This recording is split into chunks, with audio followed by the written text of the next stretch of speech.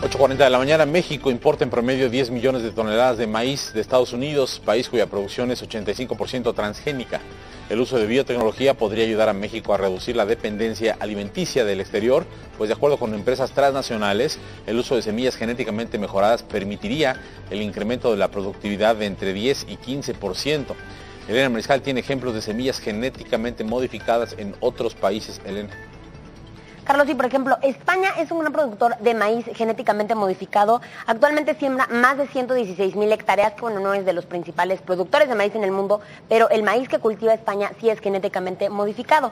Brasil, por ejemplo, un gran exportador de soya, el 91% de sus cosechas también provienen de este tipo de organismos genéticamente modificados. Y en India hubo una explosión en cuanto al algodón genéticamente modificado y los pequeños agricultores en promedio cultivan de 3 a 4 acres. Carlos.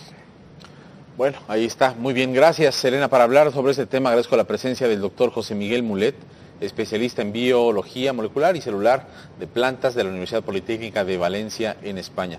¿Cómo estás? Bienvenido. Gracias. Encantado de estar contigo, Carlos. ¿Cómo están las cosas en este tema? Estuve leyendo aquí uno de tus páginas que me trajo aquí, José Miguel, este libro, Comer sin miedo, ¿no? Comer sin miedo. Comer sin miedo. Dice mitos, falacias y mentiras sobre la alimentación en el siglo XXI, y leía yo uno de los párrafos que dice: es curioso cómo, a pesar del miedo y la suspicacia que despiertan, sería absolutamente imposible vivir sin transgénicos, puesto que forman parte de nuestra vida cotidiana.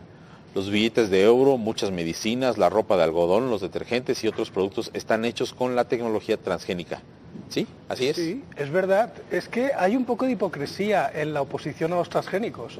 Porque si vas a una farmacia, medicamentos como la insulina o la hormona del crecimiento se hacen con organismos genéticamente modificados y nunca he visto un ecologista poniéndose delante de una farmacia para que la cierren. Es decir, ¿por qué a una gente se le permite utilizar transgénicos, a los diabéticos por ejemplo, y en cambio a los agricultores no se les debe permitir utilizar las mejores herramientas? ¿Por qué? ¿Y por qué no? ¿Qué dicen? ¿Por qué estamos atorados en el mundo? En México hay un atorón muy fuerte al respecto. En México hay atorón, en Europa también hay atorón, pero en cambio en otros países como Estados Unidos, Brasil y Argentina no hay. Incluso se habla mucho de las transnacionales, pero habría que decir que países como Cuba también están sembrando transgénicos. Entonces, ¿qué pasa aquí? ¿Que a Fidel Castro lo ha comprado Monsanto? Hombre, no creo, lo dudo, es difícil de creer. Básicamente es una oposición que no tiene ninguna base científica, porque hoy por hoy no hay ningún dato que nos diga que los transgénicos son malos para la salud o para el medio ambiente. Al contrario, pueden ser beneficiosos porque pueden ahorrar insecticidas, pueden ahorrar horas de laboreo y reducir las emisiones de CO2. Pero el problema es que algunos países han hecho bandera política de no utilizar transgénicos, lo cual va en contra de ellos, porque luego los importan. Entonces, están perdiendo soberanía alimentaria, curiosamente, por no utilizar transgénicos. Oye, pero son fuertes los opositores, ¿no? Porque tienen financiación, además documentan con artículos académicos esta... Bueno, lo de que documentan con artículos académicos, aquí tendríamos lo que se llama el principio de la falsa simetría. Es decir, por cada artículo académico que sale señalando algún problema de los transgénicos, hay 100 hablando de los beneficios, de las propiedades, pero curiosamente esos nunca los recoge la prensa, sí, o nunca son publicitados. Yo tengo el inmenso honor de conocer a Mario Molina, que es el premio Nobel mexicano, y me dice que él tiene un problema cuando él habla de cambio climático, pues igual le ponen a él y enfrente ponen a un señor que niega el cambio climático y parece que sea 50-50, cuando realmente son muchísimos los científicos que están de acuerdo que hay un cambio climático. Con esto pasa lo mismo, cuando hay un debate de que pones dos científicos, uno a favor y uno en contra, la mayoría de la ciencia tiene claro que los transgénicos no suponen ningún problema. Oye, ¿tú por qué estás en México ahora? ¿Para presentar tu libro? Para presentar el libro, para verte, hablar contigo un rato, como estoy haciendo, para ver a algunos amigos. Voy a aprovechar el viaje. ¿Cómo están las audiencias respecto de tu tema en México? ¿Qué tan receptivas son? Pues yo que me muevo mucho en redes sociales, en Twitter, sobre todo en Twitter. ¿Cuál es tu Twitter para que la gente... JM Mulet. Es muy fácil de encontrar.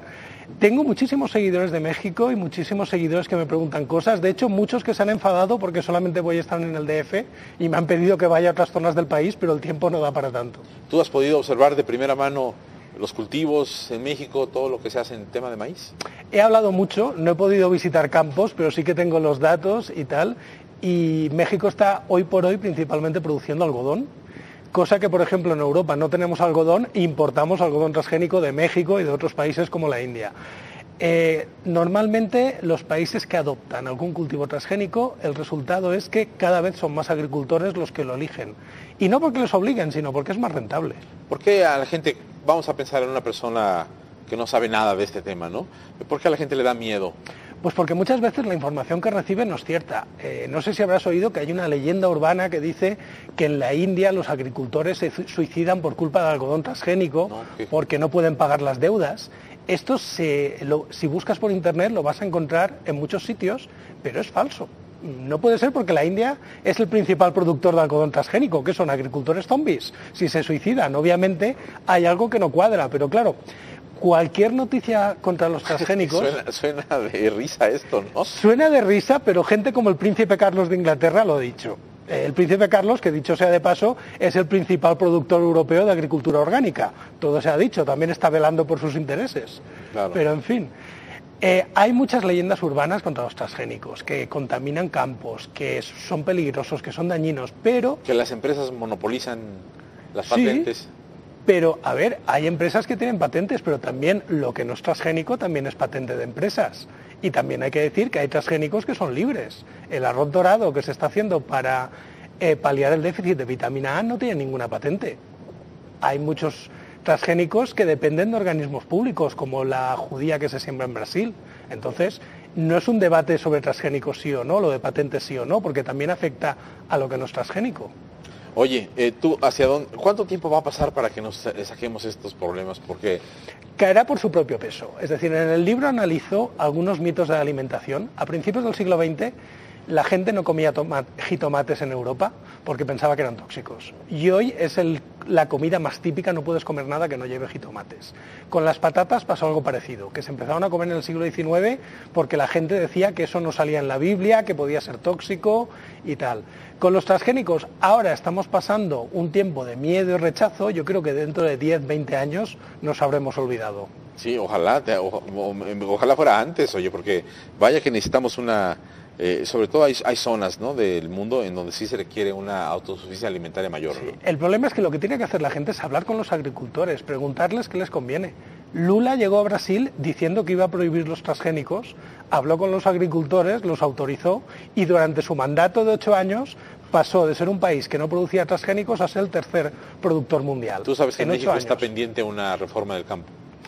En beneficio de los agricultores, lo mejor que puede pasar es que se apruebe el uso de maíz transgénico, porque si no, se va a comprar de Estados Unidos. Y entonces los gringos van a estar muy felices, pero cuando en la bolsa de Chicago decidan subir el precio del maíz, a ver quién paga las tortillas, que van a ser más caras. Claro. Conclusión, José Miguel, bueno, evidentemente estás a favor. Comer sin miedo. ¿Se ha notado que estoy a favor? Totalmente, muy bien. Vale. Pensaba que no. Comer sin miedo, para la gente común y corriente, ¿qué significa? Comer sin miedo es que hoy por hoy la comida es segura, que no tengan miedo de que nada de lo que hay en un supermercado les va a envenenar, que coman tranquilos y que no hagan caso a todos los mitos y leyendas que circulan. Que son muchas, ¿no? Que son demasiadas. Bueno, qué bueno, voy a leer tu libro. Espero que, sobre todo te vas a reír, porque es un libro que, aunque tiene base científica, está escrito de forma divertida para que la gente no se aburra. Sí. Porque si aburres a la gente, no se lo van a leer. Fenomenal. José Miguel, gracias. A ti por invitarme. Gracias, mucho éxito. Bueno,